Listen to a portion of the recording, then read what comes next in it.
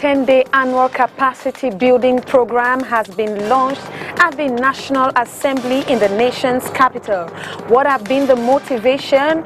Details in this newscast. The Social Democratic Front is today observing their 30th anniversary. What have been their achievements and weaknesses on the political scene in Cameroon? Find out on tonight's edition of the news. The educational family is getting ready to return to classrooms. Tonight, we will bring to you a roundup on how these preparations are taking place across the national territory. Those are top stories. Good evening, ladies and gentlemen. Thanks for joining us on the 6 p.m. newscast on Spectrum Television with me, Josephine Bindzi. The National Assembly has organized a 10-day annual capacity building seminar which began today for the people's representatives in the accomplishments of their missions, which was the main objective of this seminar. Details with you, Violet Senko. During this 10-day workshop commencing today, May 26th, various techniques and approaches will be taught to participants to better equip them on the workload on ground. Ethics in the parliamentary professional milieu is one of the modules taught to participants during this workshop as revealed by the Secretary General of the National Assembly, Gaston Kumba. We have 4 modules. It is the fundamental module because we have the appropriation of our rule. National Assembly role, which is fundamental to know what we can do, how we have to do it. It is a legal instrument of a National Assembly. You have also ethics and deontology because we cannot work here without some ethics, and also the technical way by the report. You know, here the main instrument here is the speech of National Assembly, and you have to translate it with fidelity. You have to translate it very well because here you build also the present but also the future for our country. At the end of this 10-day workshop, participants are expected to be more equipped and intensify work back at their respective duty posts and expecting in return positive output. Being Cameroon's first opposition political party, the Social Democratic Front is celebrating their 30th anniversary today, May 26th. Pundits say their party has failed in the main objective geared at seizing power from the Biya regime. Speaking to STV today in Yaoundé, the party's Central Regional Vice President is upbeat about the achievements so far amidst tough times. More with you, Emmanuel Kendisi.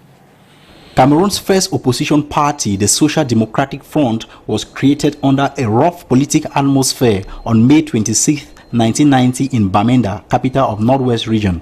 Its charismatic leader, John Frundi, while launching the party, said, "Democracy has never been handed over to the people on a platter of gold." As the party gears up to observe its 30 years of existence, multipartism in Cameroon, among others, remains strong to its credit. We are credited for initiating multipartism in Cameroon. The SDF fought for the introduction of the transparent ballot box, though it is not yet completed. Also, the SDF pressed for the implementation of jailing of corrupt state officials, such as the case of former Post and Telecommunication Minister Munshipo Saidu in 1997. In a nutshell, the SDF has championed many useful debates in the country. Despite the several achievements of the SDF for the past 30 years, the party has also had its blunders. Pundits say 30 years has been long time enough for Frundi and his supporters to have brought the desired political change Cameroonians expected. Also, Frundi's longevity as chairman of the SDF, according to public affairs commentators, has negatively affected the party. This is seen by many as contrary to the party's slogan, "Power to the people." The power transition in SDF does not come abruptly. It has to be done systematically. As you must have noticed, the national chairman is gradually shifting aside and giving way to the youths to come in. That notwithstanding, the SDF still sits comfortable as the flag bearers of healthy and true democracy in Cameroon. It is thanks to the party that the 1990 liberty laws were enacted. Inhabitants in Douala have expressed mixed feelings about the Social Democratic Front. Though some have lauded the party for its numerous battles, others regret the party has not met the aspirations of many Cameroonians. The Social Democratic Front has contributed enormously to Cameroon's development. This is the view of some inhabitants in Douala, who even say the party is a reference. Now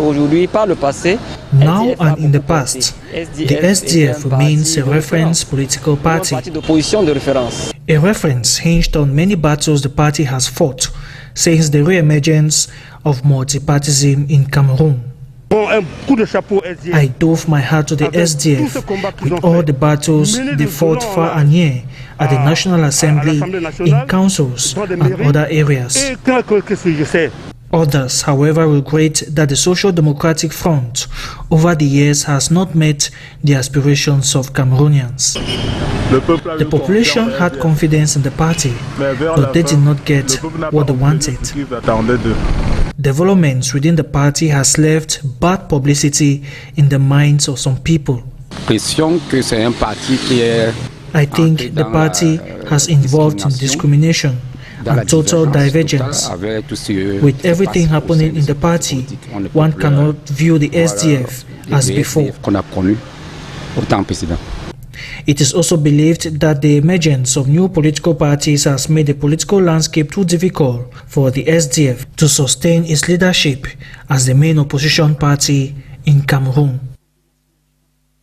Talking about the June 1 back-to-school season, the Douala 5 Council has begun disinfecting schools in the municipality in a bid to fight against the COVID-19 pandemic. The exercise started today at GBHS Bepanda, where authorities are poised for a hit-free academic year. We remain with you, Peter Nsosi. On doit éliminer Corona dans cette... The technical team of the Douala 5 Council has begun disinfecting schools in the municipality against COVID-19. Government Bilingual High School Bepanda is the first port of call this Tuesday. Je dis tous les coins sont précis. All areas are targeted, but we have sensible areas like toilets where students go often, classrooms and pools where they also meet.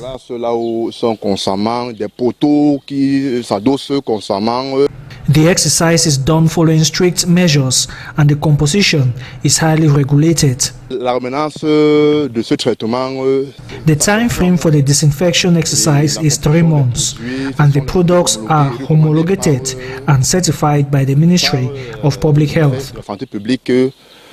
The Ministry of Secondary Education has laid down specific measures to be followed by all when classes effectively resume in order to curb the pandemic. The highest number of students per class is 50, but administrators of GBHS Bepanda are trimming down the number of students per class. We have talked and adopted a limit of 24 persons, and we have stuck with it to avoid saturation of classrooms. So for those who will start on Monday and later, we shall have at least 30 per classroom. Staff meetings will unfold later this week, where orientations will be given to the teachers who are expected to play their part in keeping the virus at bay from the school campus. More and more Cameroonians are losing interest in wearing face masks, which exposes them or those around them to contact the very feared COVID-19 virus. This has been the case in Douala, as our reporter John Paul Sama went out finding out.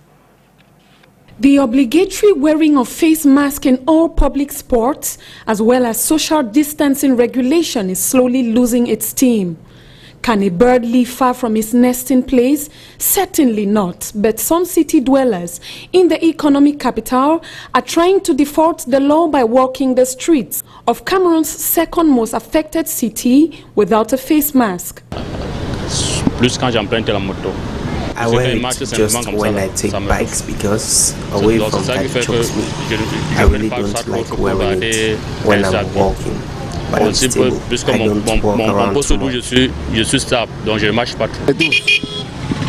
Donc ça trouve des fois, on ne peut pas mettre ça toute la journée. it suffocates me, so I can't wear it all day. Well, it's good because it protects us against dust particles and other diseases. Others can even justify why they are losing interest in keeping this measure, which can expose them to community contamination in a zone like Douala. Just going around town makes us not to fear being infected by the virus. If you are scared of being infected, stay at home. But how do you? I have my mask in my pocket and I don't walk around without it. But if I have to attend to a client, I wear it. Though Cameroon still records about 1,000 infected cases and over 1,500 recoveries, only a strict compliance between citizen and government can effectively kick out the pandemic from our various communities. The health campaign against the pandemic is still on, even though many think it's already over. Preventive measures like face mask and on other COVID-19 preventive measures put in place by government to sensitize the population against the spread of the pandemic is an added advantage, as some in the streets will say. The newsroom took interest in the population's observations that have accompanied the wearing of face masks and other preventive methods and has the following details. It seems like a blessing in disguise. So many seem to term the preventive measures put in place by government in combating the COVID-19 pandemic. Washing of hands, wearing of face masks, and social distancing has preserved Cameroonians from common ailments like cold, runny stomach, giving the coming of the rainy season. I could easily pick up some diseases by inhaling dust, which could cause cough. I can't prevent the picking up of other diseases, either from one person coming to buy or around me. The primordial advantage of face mask is that it prevents us from inhaling dirt, which causes fever. I've observed that since I made it a habit to wear face masks, I've not had fever. Traders equally compel their clients to wear before their sales points. When they come without the face mask, my advice is that anybody issue or woman to board is on. Some say these measures may have come never to return. Even after this pandemic is over, I will continue wearing my face mask. It protects my health. If Cameroonians could stick to the regular washing of hands, covering of nostrils, we could be protected from many diseases. I've not had any form of fever. I had difficulty in wearing it from the beginning, but right now it's a habit. I can't go a step or two without wearing it.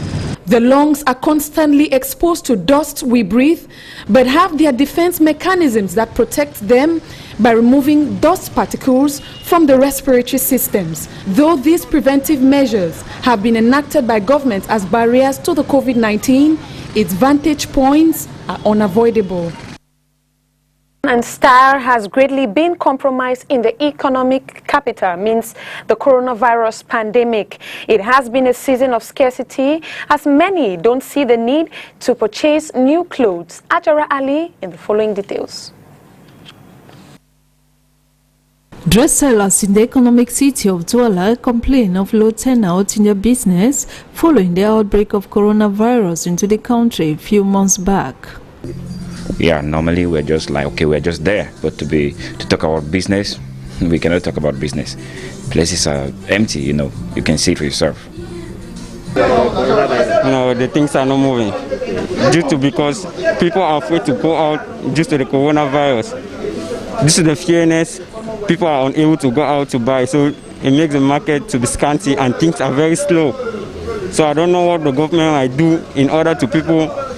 As the novel coronavirus keeps spreading, with all the measures set in place, majority say they are left with low turnout, with customers moved to stay home. But I don't think responsible people will have the courage to go out because of normally what is in place, which all of us will know. Normally, and I myself am not ready to go out in the night to have fun. So you think dressing is something is more of going outing. So as a major fact, I think it's not easy. The most important thing is to feed the family. So I look about dressing. Dressing is not easy because first of all, you will not be talking about, they will not be talking about date, you talk about to put clothes. So the only issue is that we don't know how to put it, the only issue, but I think, I don't know. The government did what it did, but I don't know how to put it. The sad reality of coronavirus has pushed people to isolate their wardrobe and channel their expenditure towards family care and health rather than shopping for clothes. Still talking about the June 1 back-to-school season, schools in Cameroon are expected to resume in June 2020 for examination classes after the interruption due to the COVID-19 pandemic. Taxi drivers are fine-tuning strategies ahead of the resumption with the help of Taxi Drivers Union and their partners with some face mask assistance. More with you, Violet Senku. As school resumption is fast approaching, taxi drivers are gearing up not only to make brisk cash during this period, but as well sensitize students on board to always have their face mask on, so as to roll back the rapid spread of the virus. But we follow their rules. It's the rules that they have given us. We follow it, but without. So, even before the children, before the coming of the beginning of this school term that they are saying or whatever, any day, any blessed day, I always ask my passenger to put them, even though my own is down, I always ask them to put on their mask. To foster sensitization and protection of taxi drivers during this school period, the Trade Union of Taxi Drivers and their partners have as well given out personal protective equipment to taxi drivers. Nous étions inquiets, on avait peur parce que le nombre augmente, le nombre de contaminés augmente. We are disturbed because cases of infected persons were on the rise, but we are lucky to have a partner who helped us by donating face masks so we can better equip our taxi drivers for school resumption. Pour qu'ils soient bien préparés, pour qu'ils soient aussi protégés pour la rentrée scolaire. The fight against COVID-19 keeps strengthening, especially during this school resumption period where students are preparing to commence. Nevertheless, the government on its part is stocking up equipment in schools to fight the dreaded pandemic.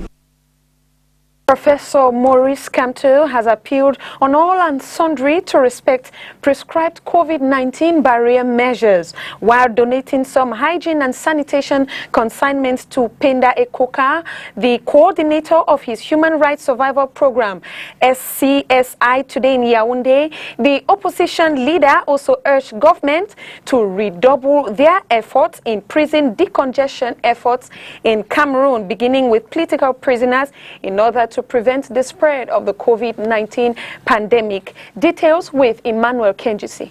Before handing over his gift, Professor Maurice Kamto disclosed that his residence was attacked by some armed men yesterday, May 25th.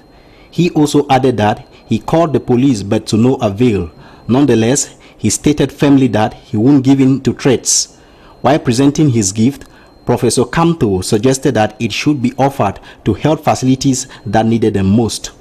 I'm making available to SCSI 3,200 KN1955 mask, which is the most protective for the medical personnel, and 1,000 COVID-19 tests. The modesty of this gift may be mocked at, but we can only give what we have. I'm not competing with anyone. I bring what little I have, and if it can help in any way to save the life of even a single Cameroonian, I will be happy to do so. Maurice Kamto urged Cameroonians to respect the barrier measures put in place, stating that since the measures were relaxed, the number of COVID-19 cases have increased exponentially. He lamented that the government has always ignored his advice on this pandemic. Professor Kamto also used this occasion to urge the government to release more prisoners. Following the appeal of the Higher Commissioner for Human Rights of 25th of March 2020, many countries, particularly in Africa, have released thousands of prisoners, including many political prisoners. The government must, in addition to the measures already taken on the 16th of April 2020, go further by releasing even more prisoners, starting with political prisoners. The coordinator of Survivor Initiative, Christian Ekuka Pinda, expressed appreciation for the gifts and regretted that his volunteers have been attacked while distributing them on the field. And on our international page, cyber attacks have been flying fast and furious around the world during the days of this global uncertainty because of the coronavirus. Countries accuse each other for engaging in cyber warfare, and each of them accused claims to be a victim. International organizations dealing with the COVID-19 pandemic have also been targeted. Details with the VOA. It's a high-stakes game of cyber ping-pong. Israel's National Cyber Directorate announced that hundreds of Israeli websites have been hacked, presumably by Iran. The website's contents have been replaced with warnings in Hebrew and English that the countdown to Israeli destruction has begun. This cyber attack is presumed to be retaliation for an alleged Israeli attack on Iran's Bandar Abbas port, which itself was assumed to be Israel's response to an attempted Iranian cyber attack on Israel's water authority. Israel has long been a leading player in cybersecurity. Thousands of well-trained soldiers do their army service in intelligence and cyber units, and then continue this work in civilian companies. Israel has a unique approach to deal with the cyber threat, and the unique approach is to see the need of a cyber ecosystem, which means combining efforts from the academia, the public sector, and the private sector all together, because Israel understands that the cyber threat is not only a military threat and not only a civilian threat, it's a national threat. The Israeli company Check Point, one of the world's leading cybersecurity firms, was founded by three men who did their military service together. Check Point recently uncovered a wide-ranging Chinese espionage operation called Nikon, which hacked government agencies all over Southeast Asia. We detected this attack for years, but just now we were able to connect the dots and see that the whole picture. And by connecting the dots, we saw that attacks that we were able to detect somewhere else are connected to attacks that we see nowadays. And this is also the work of threat intelligence to say all these sparse attacks are part of one campaign that is running for years. State-sponsored Chinese hackers have also been accused of attempting to steal information from the U.S., most recently data related to coronavirus vaccine research. The Chinese government rejected these charges. China is an example for the way countries are using cyber attacks, and China is using it mainly to steal intellectual property. Recent example for the way China has been operating in the cyber domain just came a few days ago when the FBI said that he's investigating a hack of China against health organizations around the US. The World Health Organization also reported more than double the number of hacking attempts against its computers and warned that cyber attacks are likely to increase even more as the entire world rushes to try to find a coronavirus vaccine. Linda Gradstein for VOA News, Tel Aviv.